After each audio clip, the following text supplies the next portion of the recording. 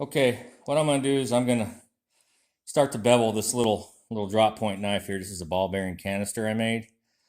I do use a file guide to make sure my plunge grinds are even and straight.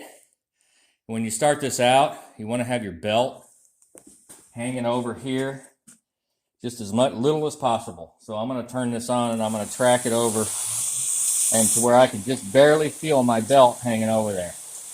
Okay, now I'll have my camera girl come over to the other side of me over here. I got it running at a low speed with a pretty new 36 grit belt. I'm going to come in here at a steep angle. I'm going to all the way across. And I'm going to do that until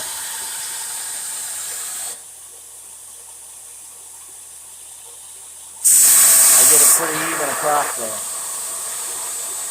I'm trying to keep the same pressure and following the tip around. Kind of trying to move my body. Now I've got it like this. Now I'm going to decrease the angle. I'm going to feel where my bevel's at, so I'm going to decrease it, and I want to make sure I have the same gap. Looking down over the top of it, moving my arms back and forth. You see how that's getting there? I don't have a water tank because it's frozen, but I'll do that until I get all the way to my bevel line.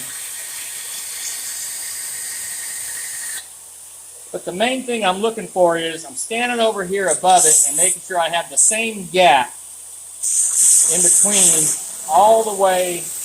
Once you get that angle established, you can lay that thing on there and just drag it back and forth all day long like that. So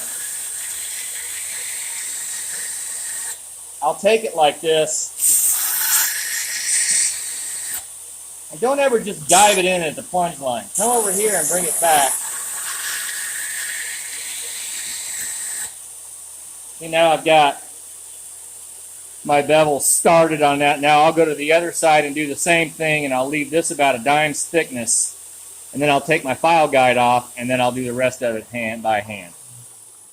So, and all I did was draw on there with a Sharpie where I wanted it to be.